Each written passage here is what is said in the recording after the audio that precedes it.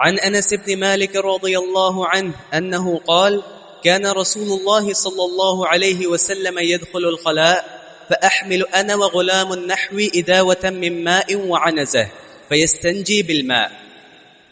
یہ حدیث اس کا عنوان یہ ہو سکتا ہے کہ پانی سے استنجا کرنے کا حکم، پانی سے استنجا کرنے کا حکم۔ امام مقتضی رحمہ اللہ نے یہ حدیث اس لیے ذکر کی کہ کچھ علماء حتیٰ کہ سابقین صرف پانی کے استعمال کو ناجائز قرار دیتے تھے۔ وہ کہتے تھے کہ استنجا میں اصل ڈھیلا ہے، اصل یہ کہ ڈھیلا استعمال، اور خالی پانی کا استعمال جائز نہیں، استنجا کے لیے کافی نہیں ہے۔ مگر یہ مذہب ان کا انتہائی باطل، کیونکہ پانی سے استنجا کرنا نبی علیہ السلام سے ثابت ہے، اور ظاہر ہے کہ پانی زیادہ طہارت کا باعث ہے۔ یعنی ڈھیلا نجاست کو جڑ سے نہیں اکھاڑے گا، ڈھیلا استعمال کریں گے تو نجاست کے نشانات باقی رہ سکتے ہیں، لیکن پانی میں یہ صلاحیت ہے کہ وہ نجاست کو جڑ سے اکھاڑنے کی صلاحیت رکھتا ہے۔ تو یہ مذہب بالکل باطل ہے اور سطحیت پر قائم ہے، اور یہ جو حدیث آگے آ رہی ہے اس میں نبی علیہ السلام کا پانی سے استنجا کرنا ثابت ہو رہا ہے۔ اور اس کے راوی انس بن مالک رضی اللہ عنہ ہیں، جن کی کچھ حالات ہم نے پڑھ لیے۔ فرماتے ہیں کہ رسول اللہ صلی اللہ علیہ وسلم نے ارشاد فرمایا، فرماتے ہیں کہ کان رسول اللہ صلی اللہ علیہ وسلم یدخل الخلاء، رسول کریم صلی اللہ علیہ وسلم بیت الخلاء جایا کرتے بیت الخلاء، چاہے وہ جنگل یا میدان میں جانا مقصود ہو یا کسی بیت الخلاء میں۔ اور چونکہ آپ اللہ کے نبی کے خادم تھے، بات ہے کہ فاحمل انا وغلام نحوی معی اداوۃ من ماء وعنزہ، میں اور میرے ساتھ ایک اور لڑکا جو میرا ہم عمر ہوتا، ہم اٹھا کر ساتھ چلتے، کیا؟ اداوۃ من ماء، پانی کا برتن۔ اداوا کا اصل چمڑے کا برتن، یعنی چمڑے کے برتن میں پانی بھر کے ہم ساتھ چلا کرتے تھے، پلاسٹک کا ہو، لوہے کا ہو، تانبے کا ہو، سب کا استعمال مباح ہے۔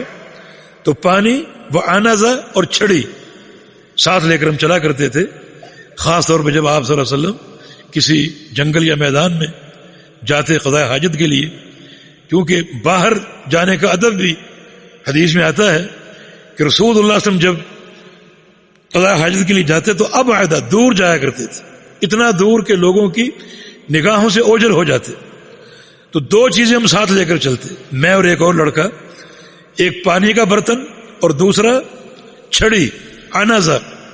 عنزہ وہ چھڑی ہے جس کے ایک طرف لوہے کا ایک کنڈا پیوست ہو، جس کو برچھی بھی کہہ سکتے۔ وہ عنزہ نبی علیہ السلام کی تھی، اور طبقات ابن سعد میں یہ روایت ہے کہ یہ برچھی نجاشی بادشاہ کی تھی، اور نجاشی بادشاہ نے نبی علیہ السلام کو تحفۃ بھیجی تھی۔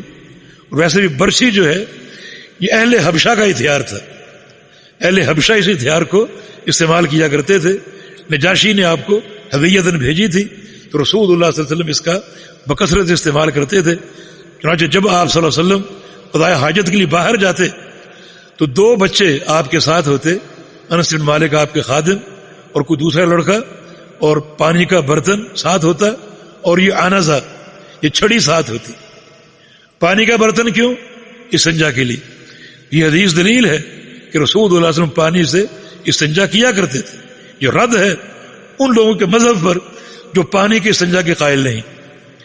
تو استنجا کی تین صورتیں ہیں، صرف ڈھیلا، صرف پانی، اور ڈھیلا اور پانی دونوں، تینوں ثابت ہے۔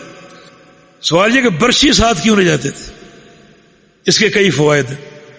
جنگل میں جانا ہے، میدان میں جانا ہے، کوئی موذی چیز حملہ کر سکتی، نقصان دے سکتی، تو برچھی سے اپنا دفاع کیا جائے۔ نمبر دو، بعض اوقات کوئی نرم زمین نہیں ملتی تو برچھی سے زمین کھود کر نرم کر لی جائے تاکہ پیشاب کی چھینٹیں اڑ کر نہ پڑیں۔ نمبر تین، بعض اوقات رسول اللہ صلی اللہ علیہ وسلم برچھی گاڑ دیا کرتے تھے استنجا کے وقت، اور کوئی کپڑا اوپر پھیلا دیا کرتے تھے تاکہ اور پردہ حاصل ہو. ایک تو آپ بہت دور جایا کرتے تھے حتیٰ کہ لوگوں کی نگاہوں سے اوجھل ہو جاتے، دوسرا مزید ستر کے لیے برچھی کو گاڑ کر اوپر کپڑا پھیلا دیتے تاکہ اور پردہ حاصل ہو، اور اس کی آڑ میں آپ قضاء حاجت کیا کرتے تھے. اور پھر چونکہ نبی علیہ السلام کے ساتھ پانی ہوتا، آپ استنجا بھی کرتے، وضو بھی کرتے، اور وضو کے آداب میں یہ ادب شامل ہے کہ وضو کا تحیہ ادا کیا جائے، 2 نفل پڑھے جائیں. تو اللہ کے پیارے پیغمبر نفل کا اہتمام بھی کر سکتے تھے.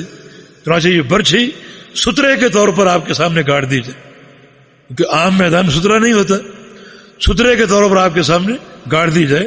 تو اس برچھی کے بہت سے فائدے ہیں جن فوائد کو حاصل کرنے کے لیے یہ آپ کے ساتھ ہوتی تھی. تو باہر کہ یہ حدیث سے اصل استدلال امام مقدسی کا رحمہ اللہ کا یہ ہے کہ صرف پانی سے استنجا کرنا جائز ہے، درست ہے، اور استنجا بالکل درست ہوگا، بلکہ زیادہ صفائی اور طہارت کا باعث ہوگا. اور اس حدیث میں انس بن مالک کی خدمت، یعنی ایک متعلم اپنے شیخ کی خدمت کرے اور رسول کریم صلی اللہ علیہ وسلم کے ساتھ محبت کا ان کا یہ انداز، نبی علیہ السلام کی مصاحبت، ہر وقت ساتھ ہوتے اور اس خدمت کے لیے ہم وقت موجود ہوتے تھے. اور بہت سے صحابہ کوشش کرتے کہ یہ خدمت وہ ادا کیا کریں.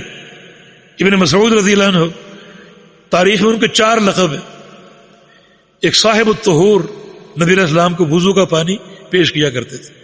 صاحب النعلین، اللہ کے پیغمبر کے جوتے اٹھایا کرتے تھے. صاحب السواک، رسول اللہ صلی اللہ علیہ وسلم کو مسواک توڑ کر دیا کرتے تھے. اور صاحب الوسادہ، اپنے گھر سے تکیہ لے کر آتے تھے کہ اللہ کے پیغمبر کہیں بیٹھیں تو آپ کی راحت کے لیے آپ کو تکیہ پیش کریں. بلکہ ربیعہ بن کعب رضی اللہ عنہ وضو کا پانی لے کر رات کو نبی علیہ السلام کے گھر کی چوکھٹ پر آ کر بیٹھ جاتے تھے، یہ سوچ کر کہ دن میں تو اللہ کے پیغمبر کے بڑے خادم ہوتے ہیں، کبھی رات کو آپ کو پانی کی ضرورت ہو کون آپ کی خدمت کرے گا.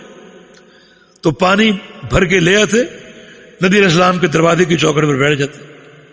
ایک روز نبی علیہ السلام اٹھے، گھر میں پانی موجود نہیں تھا. آپ پریشان ہوئے، باہر نکلے کہیں سے پانی حاصل ہو جائے. باہر ربیعہ بیٹھے ہو، تم یہاں؟ عرض کیا میں مدتوں سے آ رہا ہوں. بڑا آپ خوش ہوئے. ربیعہ بن کعب آپ کو وضو کرا رہے ہیں اور رسول اللہ صلی اللہ علیہ وسلم فرما رہے ہیں کہ ربیعہ سل تعطی، مانگو، کچھ سوال کرو تمہیں دیا جائے. اب صرف اتنا ہوتا کہ سوال کرو تو فوری سوال کر لیتے وہ، مگر فرمایا کہ تعطی، جو سوال کرو کہ ملے گا، تمہیں عطا کیا جائے. تو ربیعہ نے کہا مجھے کچھ سوچنے دیجیے. اتنی بڑی گارنٹی کہ عطا کیا جائے گا، کچھ سوچنے دیجیے. تو پھر کچھ سوچا کیا مانگوں، دنیا مانگوں یا دین مانگوں. دنیا کی بھی حاجت تھی، پیٹوں پر پتھر باندھا کرتے تھے اور فاقوں پر فاقے برداشت کرتے تھے. فرمایا کہ دنیا مانگی تو کیا مانگا، آخرت مانگتا. پھر سوچا کہ آخرت میں بھی جنت میں لاکھوں لوگ جائیں گے، کوئی ایسی چیز مانگوں جو بہت کم لوگوں کو میسر. سوچ لیا اور آ گئے. فرمایا کہ ربیعہ کیا سوچا؟ عرض کیا کہ یا رسول اللہ صلی اللہ علیہ وسلم، میری طلب یہ ہے کہ اسالو کا مرافقتک فی الجنہ، مجھے جنت چاہیے اور جنت میں آپ کی رفاقت چاہیے، آپ کا ساتھ چاہیے. فرمایا کہ اعنی علی نفسک بکثرۃ السجود.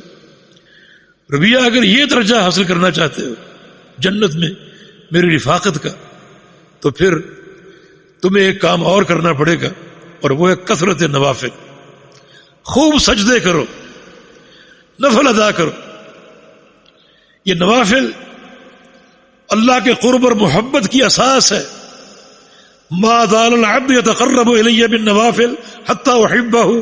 اللہ فرماتا ہے میرا بندہ نفل ادا کر کر کے میرے قریب آتا جاتا ہے، میرے قریب آتا جاتا ہے، حتی احبہ، حتیٰ کہ میرا محبوب بن جاتا ہے، حتیٰ کہ میرا محبوب بن جاتا ہے.